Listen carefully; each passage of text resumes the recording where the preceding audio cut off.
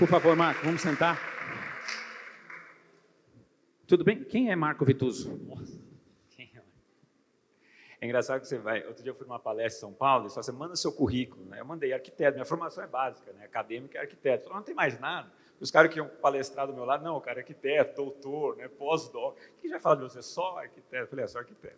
Não, não pode pôr mais nada. Eu falei, não tenho mais nada. Mas eu me formei em arquitetura em Campinas, fui para São Paulo trabalhar no escritório de projetos, um escritório, na época, era o mais bem conceituado, assim, graças a Deus consegui entrar. E aí acabei ficando só 6 meses e voltei para São José, né, depois de 6 anos. E aí foi quando comecei a fazer alguns projetos que viraram obra e que depois virou empresa. Né. É isso, focado nisso até hoje. Hoje você tem aí uma construtora, é isso? Uma construtora, exato. Maravilha. Marco, nós estamos numa série sobre inovação. Uhum. E eu queria começar perguntando para você o que você entende por inovação. Não só especificamente no teu segmento, mas o que você entende? A palavra inovação arremete você ao quê? Vamos lá, eu até escrevi, né, para você, qual que é, eles pediram o assunto, né, inova e ação, né, separei a palavra, né. Eu acho que tem um paradigma assim que inovação tem muito a ver só com criatividade, né, o pessoal liga só, ele é criativo, então ele consegue inovar, né, e assim, todos os ambientes que eu trabalhei de inovação foi mais transpiração do que criação, sabe? Então, para mim, tem muito mais a ver com o processo de criação, né, que se chega à inovação do que apenas ter um insight do dia para a noite e a coisa acontecer. Né? Então, assim, o que me preocupa muito, eu vejo uma moçadinha hoje que quer fazer um aplicativo e de um dia para o outro quer vender o aplicativo por $100 milhões. Né? Então, eu estou vendo uma turma que assim, eles têm uma vontade de mudar o mundo, mas tem preguiça de arrumar o quarto, sabe? E assim, eu vejo que o processo, ainda mais que você tem uma boa ideia, o processo para se concluir essa boa ideia, essa inovação é árduo, né? Não é só um insight que dá certo do dia para a noite. Quando a gente fala de inovação, isso tem a ver com o perfil da empresa ou tem a ver com o perfil do dono ou os dois? Existe um dono inovador que a empresa não é inovadora? E existe empresa que o dono não é inovador, a empresa é, e vice-versa? O que eu estou tentando dizer é, você se acha um cara inovador? E a tua empresa, você considera inovadora? Vamos lá. Eu tento ser, mas assim, acho que tem 2 pontos para uma empresa ser inovadora, assim, acho que são as pessoas e os processos, sabe? Então, as empresas grandes, a gente ouve muito falar em P&D, né? Eles sempre falam, né? Pesquisa e desenvolvimento, e é o que faz, os americanos são craques nisso, né? Eles investem muito em pesquisa e desenvolvimento, e é o que faz as empresas serem inovadoras, né? Então, assim, eu acho que tem o processo que é importante, tem a pessoa, né? Porque se as pessoas não tiverem aptas para sair da zona de conforto, ou querer fazer algo diferente, ou solucionar os problemas que existem no mercado, dentro da empresa, é difícil. Então, acho que é uma soma, né? Da empresa, com um processo desenhado para isso, uma cultura de inovação, mais as pessoas aderentes a essa cultura. Você se considera inovador, então? Para responder, eu acho que sim. Sim. Você falou aí de pesquisa e desenvolvimento e tudo mais. Eu queria saber um pouquinho, você falou, formei em arquitetura. Você ainda busca alguma fonte para estar se inspirando? Você usa benchmark? O que você faz? Você está de olho no mercado, na concorrência? Você está de olho no mercado internacional? Onde é que você busca mais inspiração hoje em dia? Eu tenho sede assim, de buscar. Eu busco principalmente outros mercados, assim, sabe? Eu vejo... Mas o mercado de varejo, eles têm de inúmeras formas. Assim, inovação, eles são muito rápidos, né? Tem muita concorrência. Então, estou meio de costas para cá. Né? Então, eu busco muito em outros setores. Sim. Por exemplo, agora, quinta-feira, está tendo o São Paulo Boat Show, né, que é aquela feira de barcos de São Paulo, e assim, é uma coisa que me alucina. Assim, o atendimento deles, o atendimento de vendas dele é algo assim, uma excelência enorme. Né? Quer dizer, você vende um barco de R$15 milhões, você não pode ter um atendimento falho. Né? E, ao mesmo tempo, um barco de R$15 milhões tem 50 metros quadrados e 3 dormitórios. Então, como é que você faz para vender para um cara rico um 3 dormitórios de 50 metros quadrados? Né? Quer dizer, é uma arquitetura totalmente diferente. Né? E é algo que a gente sempre puxa para o nosso mercado. Né? Então, eu sempre busco informação de outros setores, sim, com certeza. Mas, assim, a minha própria faculdade, ela incentiva, não sei quem, o Cezinha fez arquitetura, tem mais algum arquiteto aqui? a faculdade ela estimula muito, acho que a de publicidade também estimula, né? Mas ela estimula muito criatividade. Eu lembro da gente fazendo desenho com o olho fechado, umas coisas malucas, assim, né? O professor amassava um papel, falava para você tirar, fazer um projeto baseado naquele papel, sabe? Então, tinha uma série de coisas, assim, que eu lembro que ele fazia um rabisco na lousa, quem chegasse primeiro desenhasse alguma coisa a partir daquele rabisco ganhava um prêmio. Então, assim, foi um incentivo à criatividade, eu gostei muito daquilo, né? Então, te incentiva a fazer alguma coisa diferente. Muito bom. Marco, para que serve a inovação? A gente está falando de inovação. Qual o propósito da inovação? Por que eu preciso inovar? Se eu estou bem, estou no mercado, eu estou estável, eu ainda assim preciso inovar? Vamos dizer, eu estou indo bem, minha empresa está aparentemente crescendo, estou faturando bem, eu vou surfar nessa onda eternamente. O que a inovação traz? O que é a importância dela? Tem uma máxima no Brasil que o pessoal fala que eu não gosto, que assim, eu sempre falo isso para o pessoal da minha equipe, né? Time que se ganha não se mexe, não é isso? Time que está vencendo não se mexe, né? Que é a pior coisa, eu fico doido quando eu ouço isso. Mexe sim, porque uma hora vai perder, né? Então o time está ganhando, mas cedo ficar ali é o que o pessoal vai chegando, né? Eu acho que a inovação é a mesma coisa. Você continuar fazendo e estopar ali o que você está fazendo, as pessoas vão copiando ou vão até fazendo coisas melhores, né? Então, eu acho que é um processo contínuo, assim, porque a partir do momento que você põe na rua, no outro dia tem gente pensando em fazer no mínimo igual, né? Então, não dá para parar, é um negócio contínuo. O cara mais copiado do mundo, quem que é o cara mais copiado do mundo? É o Bill Gates. Quantas pessoas não tem um Word pirata, tem um Excel pirata? Só que ele é o cara mais rico do mundo, ele está sempre inovando, e quanto mais o pessoal copia, mais precisam comprar, e o negócio acontece de uma maneira extraordinária. Marco, o cenário do Covid trouxe algumas coisas diferentes. O setor imobiliário teve um boom no alto padrão, e houve um certo êxodo de apartamento para casa, né? As pessoas começaram a procurar um pouco mais casa. Isso afetou, de certa forma, o teu segmento, ou não? Ainda do mesmo modo que saíram, houve um aumento também pela procura de apartamentos. Como é que isso trabalhou para o teu setor em especial? Tem bastante gente do setor imobiliário que a Cintia surfou nesse boom aí. Assim, teve um êxodo enorme, uma migração enorme assim, de apartamento para casa, né? A pessoa quer ter uma liberdade de ter um quintal, ter algo mais amplo, né? De ter mais um ambiente para montar o home office, né? E isso me prejudicou um pouco, eu sou focado em vertical, né? Em edifícios.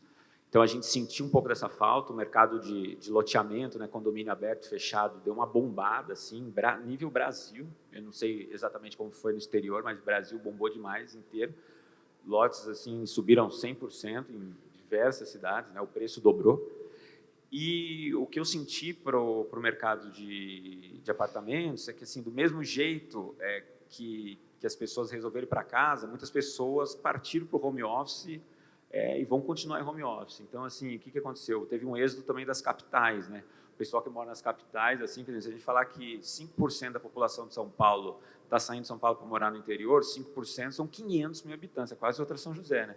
Que estão se espalhando em outras cidades. Então, esse pessoal não está vindo direto para casa. Muitas vezes estão procurando um apartamento para depois ir para uma casa. Então, supriu a falta que teve o meu mercado de apartamentos momentâneo. Marco, eu fico imaginando que o teu mercado é altamente competitivo também.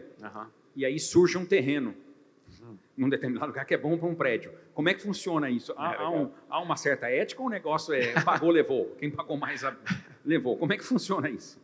Tem os éticos, toda banda tem a banda podre e a banda correta, né? Mas, assim, em termos gerais, não tem muita ética, não. Assim, vai um cobrindo o preço do outro, né?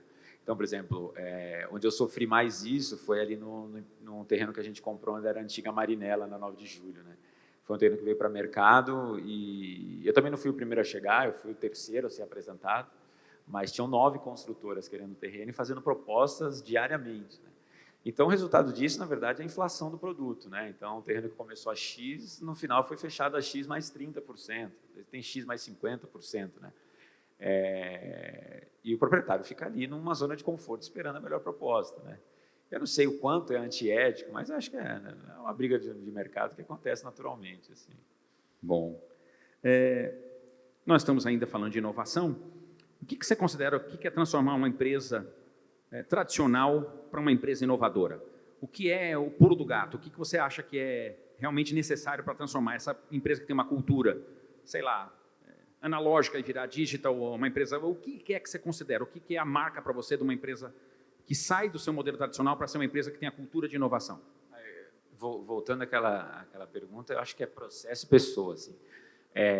A gente encontra, assim, Tem muito esse conflito, sabe, de empresas familiares que passa de uma geração para outra, né? Em quem construiu quer manter o que sempre fez, porque sempre deu certo, e quem está vindo quer fazer algo diferente, porque está enxergando o mercado diferente, mas tem dificuldade porque a hierarquia trava, né? Então, esse é o modelo que eu vejo mais travar as empresas, assim. Mas se não tiver as pessoas inovadoras, por exemplo, eu estava vendo outro dia a loja 100, é uma loja famosa, né, de varejo, ela decidiu não entrar na internet.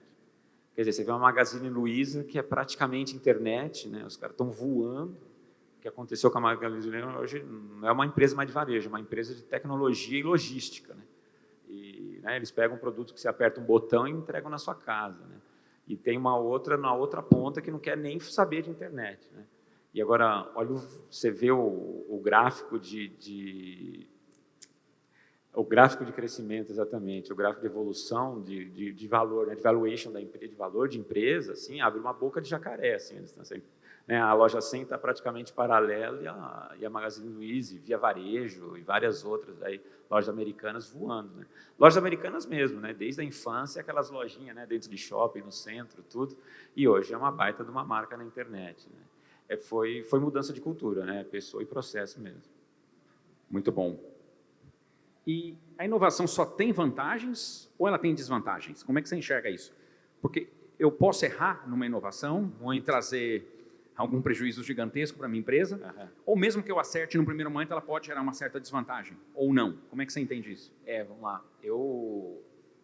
Não, tem inovação que traz prejuízo. Assim, quando você erra, né? Inovação, basicamente, você vem resolver um problema, né? E muitas vezes você inova, mas não resolve o problema, não, você traz outro problema, né? Então, eu vive aparecendo terreno, assim, a Invituso recebe 5, 6 terrenos por semana, assim, para a gente avaliar, né? E aí, vira e mexe, o corretor oferece o terreno e ele oferece produto ainda. Ele fala assim, não, se você fizer lá uns 6 dormitórios, você vai arrebentar, ninguém fez, você é o único da cidade. Eu falei, tá bom, vou ser o único, vou inovar, 6 dormitórios, mas quem disse que tem alguém para comprar? Né? Eu posso arranjar 2 problemas, né? Um de fazer e outro de não ter quem comprar. Então, não necessariamente inovação é algo que vai dar certo, né? Então, por isso que eu sempre falo em processo, assim, ele tem que preencher um monte de lacuna, um monte de pergunta, um monte de problema que você tem para ele realmente dar certo, né? Então, por exemplo, eu vou contar um aqui que é uma novidade no Vituso, que eu falei para a Morgana Tobias no fim de semana, a gente está comprando um caminhão para ser stand de vendas, móvel. Então, assim, a gente tem uns stands de vendas espalhados nos terrenos que a gente está construindo, só que a gente está vendo uma necessidade de estar em outros lugares. Por exemplo, tem evento na Praça da Aquários, tem evento no Parque da Cidade, aí tem um evento aqui na igreja, aí tem um evento no Vicentino Aranha, né? E a gente fica sem participar desses eventos com os produtos da empresa.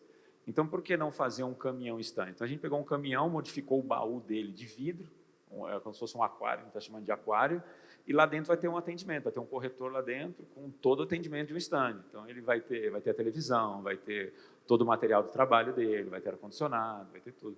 Justamente porque a gente achou que a gente está resolvendo um problema, né? Um problema de estar ausente onde está um público em massa. Né? Como que resolver isso? Foi a maneira como a gente achou. Preencheu as lacunas? Preencheu. Foi um processo para chegar nisso? Foi. Agora, assim, certeza que vai dar certo, a gente não sabe, né? Estava lendo outro dia, a Kodak, ela sobrevive até hoje, né? Kodak todo mundo conhece. Sempre que você fala em case de inovação, se não fala da Kodak, não é case, né? É um case de insucesso. Até hoje, ela vive de patente. Ela vendeu já mais de 500 milhões de dólares em patente que ela criou, porque ela tinha um setor hiper forte de pesquisa e desenvolvimento que sustenta ela até hoje. Então, por exemplo, essa TV LED que a gente tem, 4K, que é curva, né? Ela é meio côncava, é uma patente da Kodak que ela ganha dinheiro até hoje com quem produz essa TV. Quer dizer, eles desenvolveram isso há 30 anos atrás e eles venderam essa patente, né? Então, é algo que sustenta até outras empresas.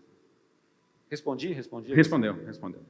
Marco, já que você falou em sustentabilidade, hoje a sua preocupação mudou, pensa de quando você abriu para hoje. Há uma diferença quando se pensa no jeito de construir, no impacto que se deixa, ou isso ainda não chegou para as grandes construtoras? Como é que isso está? Na questão da sustentabilidade. Sim, eu falo até no projeto, por exemplo, você vai usar fonte de energia renovável, você pode coletar água da chuva, isso também já impacta, e também nos materiais, isso também chega para ti? Sim, chega. E o legal é que assim, a tecnologia ela vai ficando cada vez mais eficiente quanto mais eficiente ela fica mais popular e mais barata, né? Então, se eu não me engano, a cada 2 anos ela cai o custo pela metade, né? Então, eu lembro eu pagando placa solar X, hoje é um quarto do preço, né? Quer dizer, ela está mais eficiente, ela gera mais energia e está muito mais barata. Então, é uma coisa que a gente cada vez mais põe para dentro, assim, cada vez mais está intrínseco ao nosso produto, sustentabilidade. O cliente chega a ter esse olhar, fala assim, bom, é legal que aqui vai captar água da chuva para descarga, sei lá. A gente vai usar o material, foi construído. Isso o cliente chega a perguntar ou não? Não tem procura no mercado? Não, assim, a gente sempre põe nas pesquisas isso, né? O quanto é importante e o quanto ele pagaria mais. Assim, é importante, mas ele não paga mais. Se tiver que decidir e tiver o mesmo preço, ele compra o seu que é sustentável. Mas se o do vizinho for mais barato, normalmente ele opta pelo mais barato se for o produto igual. Assim, sabe? Isso é uma boa informação para se passar. A gente tem percebido também que tem uma mudança de mercado também. Hoje o home office passou a ser algo importante. Isso já começa a interferir nas plantas novas.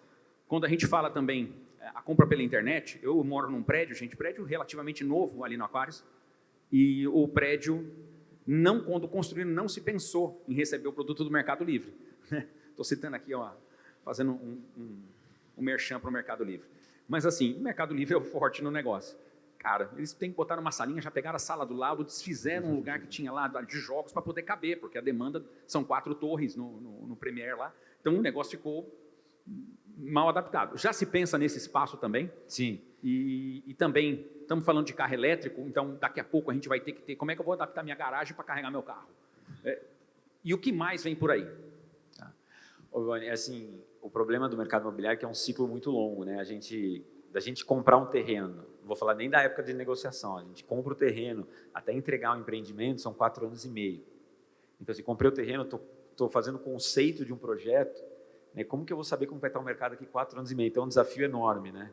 Então, assim, hoje a gente está lançando o que a gente chama o Delivery Space, né? Que é um espaço junto da portaria para guardar as coisas, mas daqui 4 anos a gente não sabe como que vai estar isso, né? Se vai estar entregando direto no apartamento e tudo. Então, é complexo, assim. Então, o que a gente está pensando diante de tanta mudança que a gente viu no Covid, né? A gente está querendo fazer cada vez mais espaços flex, assim, sabe?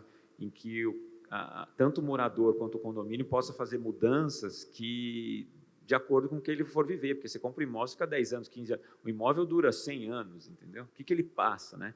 Então, assim, quanto mais a gente conseguir que ele seja adaptável, melhor. Então, assim, por exemplo, salão de festas, usa praticamente à noite e de dia. Por que não ser um coworking, né? E depois, daqui 5 anos, não sei o que ele pode ser aula de balé, pode ser aula de ginástica. Então, os espaços flexíveis é o que está norteando a gente, né, por exemplo. Mas tem algumas coisas que a gente precisa, de fato, projetar pensando no futuro. Então, assim, nossos empreendimentos agora, a gente está pondo um espaço para pouso de drone para entregar, porque, né, já está tendo teste para entrega via drone, né?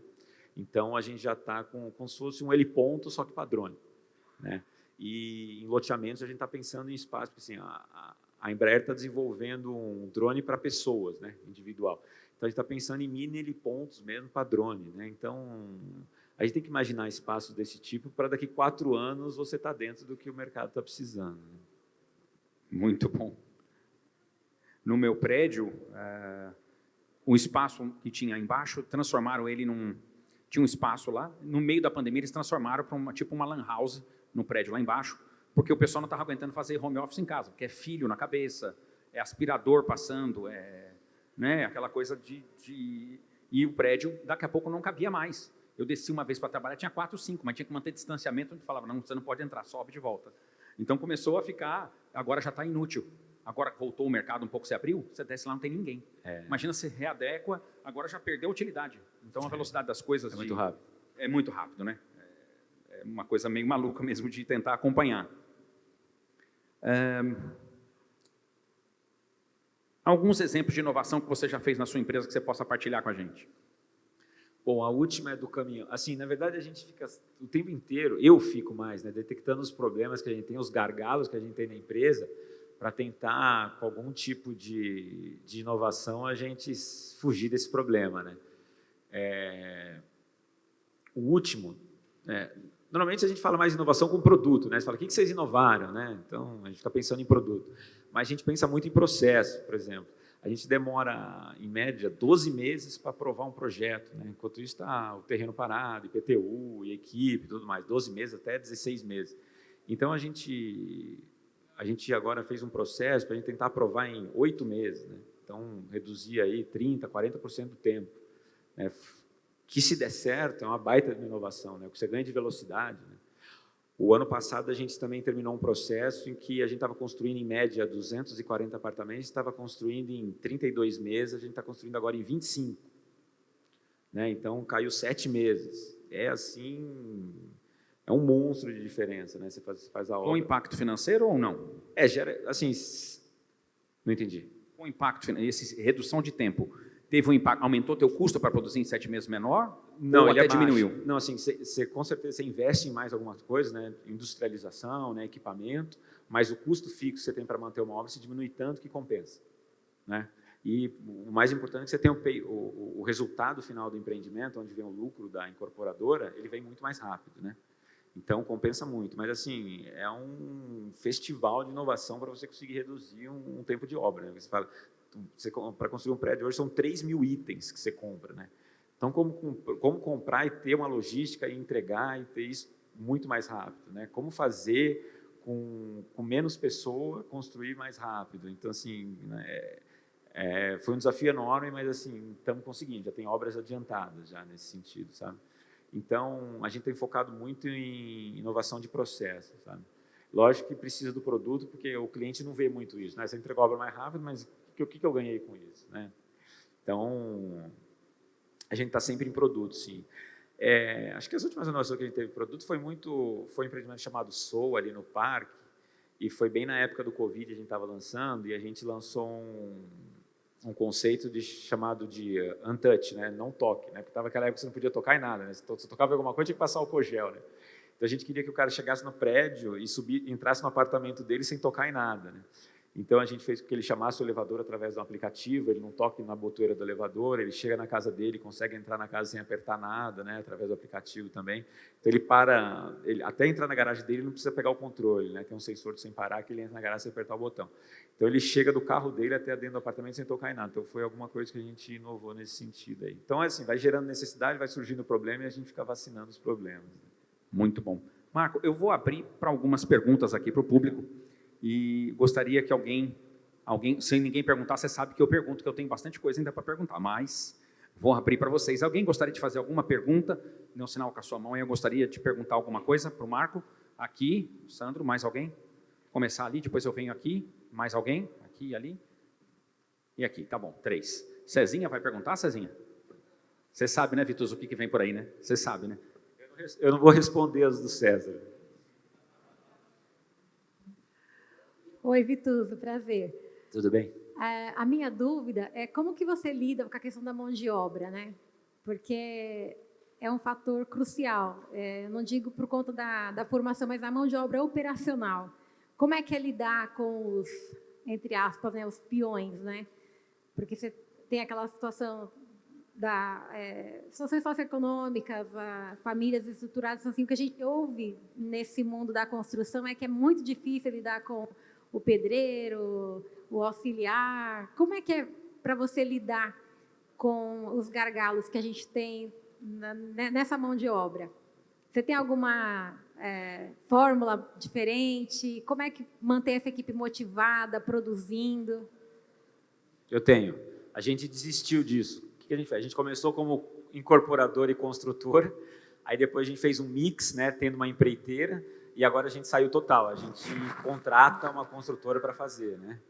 Então, em vez de inovar, a gente simplificou, a gente saiu do processo, né? A gente deu para quem sabe fazer de verdade, a gente não tem mão de obra, é isso que eu quero te dizer.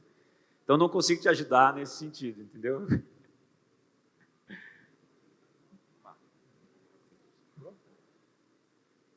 Marcos, tudo bem? Gostei muito da sua palestra, tá? Meu nome é Sandro, eu vou falar rapidinho um pouquinho de mim, tá? Só para você entender a pergunta. Eu tenho 54 anos, sou historiador, sou jornalista. Mas eu ia numa reunião lá no Parque Tecnológico e me senti um analfabeto, tá?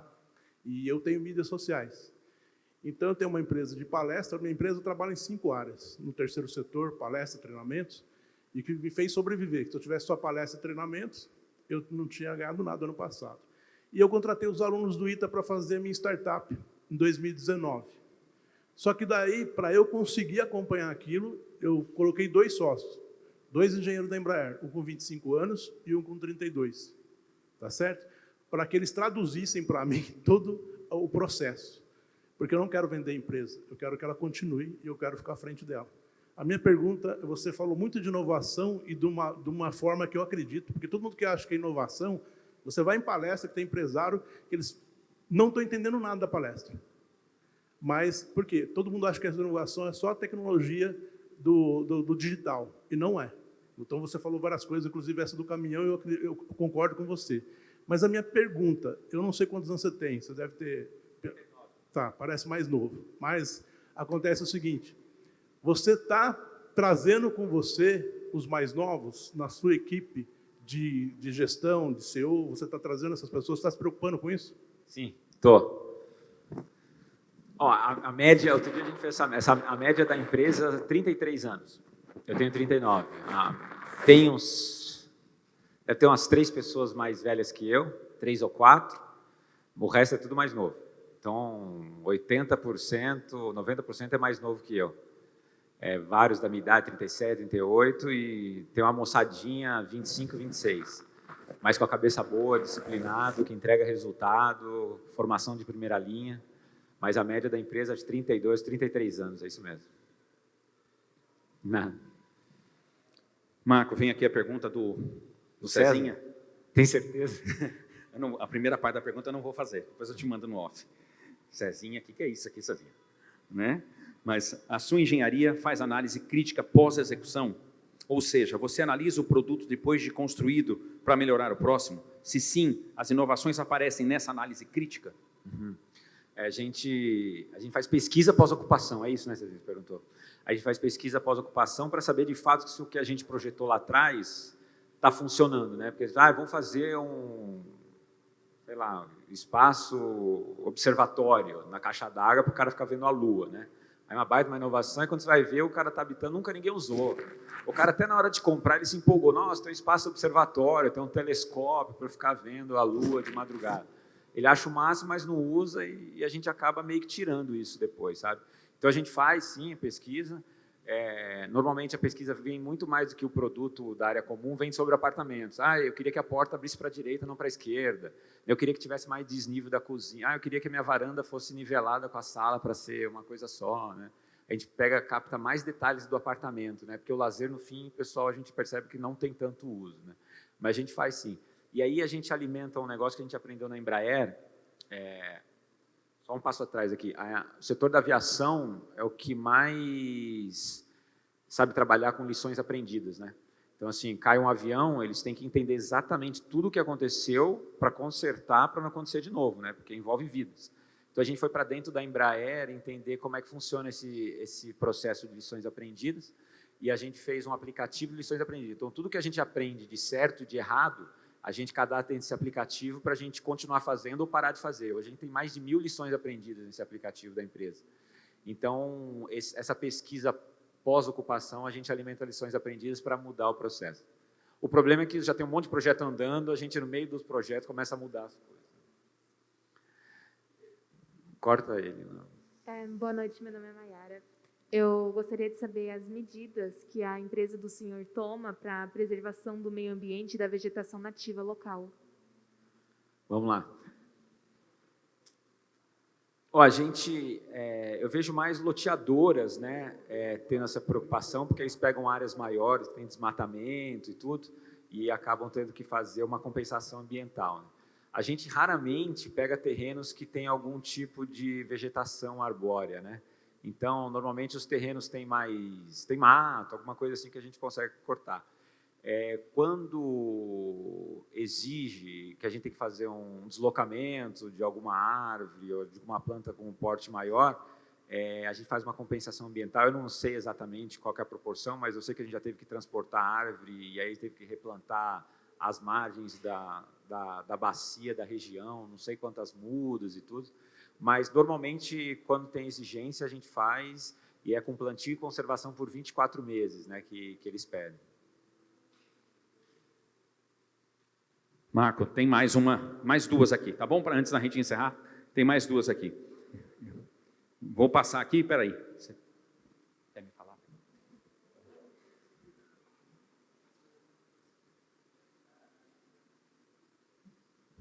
Marco, estão perguntando que você começou uma obra e estipulou um preço, e a inflação do material de construção é sensível, né? Marcante, o preço do ferro, saco de cimento, tudo teve uma inflação mega. Como é que você fez para corrigir esse impacto que teve sobre a obra? Eu nunca fiz isso, tá? Mas assim, eu já vi gente fazendo e não tenho muito o que fazer, é prejuízo. Porque você acha que eu queria te dar a solução inovadora para sair desse problema, né? Não, porque é o seguinte, o que rege a correção do contrato normalmente, quando você vende um apartamento, tem lá a maneira que você pode corrigir, né? Então, você não pode, de repente, parar a correção e estourou o custo da obra e você fala assim, agora eu tenho que reajustar seu contrato 10% por conta, né? A legislação não permite, normalmente os contratos de venda e compra não estão previstos, então é muito arriscado você segurar um preço de um apartamento, uma correção, diante da inflação que a gente tem no país, né? É um risco, potencializa muito o risco do negócio, né? Já tem um risco inerente do negócio e fazer uma trava de valores, a margem é pequena, é fácil para assumir, né? Entretanto, eu vi o pessoal da Minha Casa Minha Vida, que trabalha com associativo, teve esse problema, sim, e o que eu estou vendo, eles estão amargando prejuízo, infelizmente. Assim. Marco, pergunta aqui. Dos produtos que você lançou, dos prédios que você lançou, teve algum que te surpreendeu positivamente? Foi assim, deu um boom, foi uma alavanca para a história da tua empresa? Foi esse prédio que fez assim, essa planta aqui que me fez explodir? Teve algum? Ou isso foi gradual, um caminho natural? Ou teve algum que te ajudou muito? Não, tiveram alguns, graças a Deus. Eu estava numa reunião hoje na Invitude e falei assim, sempre tem uns 2 prédios que salvam a gente no ano, né? Para compensar os que não foram tão bem. Então, eu acho que o mais marcante foi um prédio comercial que a gente fez no Aquários, assim. Eu lembro que a gente lançou um residencial e um comercial. E aí o residencial não foi tão bem e o comercial acabou em 3 semanas e sobrou dinheiro no meio do caminho para sustentar o residencial. Então, ele construiu ele mesmo e o do lado, né? Acho que foi o primeiro. Aquele que a planta foi super premiada, foi premiado, né? Teve mesmo, né? Ele foi premiado. Foi o primeiro estouro que a gente teve que a gente surpreendeu, assim, sabe? Porque, naturalmente, o fluxo de caixa é negativo, né? Como você viu, né? Por mais que você venda tudo, você tem que pôr dinheiro, né? A venda de 100% do produto não sustenta a obra, né? Então você tem que pôr dinheiro. E esse prédio, pela primeira vez, a gente não teve que pôr nada e sobrou para a gente colocar em outro, sabe? Então foi o primeiro dia que a gente, nossa, existe, dá para fazer diferente, entendeu? Teve altos e baixos na história da empresa bem sensíveis ou não? Tem, todo mês tem. É uma montanha-russa. Todo mês, né? Todo mês, mês para cima, mês para baixo. Assim, no final do ano, a gente sempre quer ter um saldo positivo, logicamente, né? E graças a Deus, a gente nunca, de 11 anos de empresa, a gente nunca teve prejuízo no final do ano, né? Mas é um gráfico, quando você vê um gráfico de uma ação, né? É assim, né? Ele é muito oscilante, mas ele é crescente, né? Se for fazer algo mais retilíneo, você vê que é para cima. Mas a gente tem susto toda semana, né? Não, agora o órgão público X não quer que você aprove, aí você lança, mas lançou no meio de uma crise, aí a gente foi lançar um produto dia, entrou em lockdown de novo no começo do ano. Então tem sempre altos e baixos, mas graças a Deus sempre no fim do ano bem. Prometo que é a última. Como que a sua empresa trabalha com questões de responsabilidade social e também do ESG, né? De meio ambiente, social e governança? Vamos falar do ESG primeiro. O ESG está na moda agora. Se a empresa não for ESG, parece que não sabe. A gente faz o ESG, acho que sem querer, mas de forma proposital, muito antes de surgir a sigla, né? Então, assim, a gente sempre trabalhou, já falou de sustentabilidade, né? Mas a parte social foi uma coisa assim que, na verdade, é o nosso propósito principal, sabe? A gente já teve diversas iniciativas, muitas em parcerias até com a ABAP, né, no passado. Eu lembro que tinha uma época que se adotava uma criança carente na cidade e a gente fez uma campanha que cada unidade que a gente vendesse, a gente anotava uma criança carente na cidade, né? E a gente acabou adotando mais de 600 crianças na época, né? Então, assim, oportunidade que não falta, né? O que falta muitas vezes é iniciativa de poder fazer, né? Então, a gente em parceria também com... Estou contando os mais relevantes, sabe? Em parceria com outros irmãos do GKPN, a gente fez a reforma e construção de 124 casas na Síria, né? De cristãos que foram assolados pelos grupos terroristas e tudo, né? Então, na verdade, isso é meu motor propulsor, assim, né? O que acelera a gente a querer continuar crescendo e fazendo.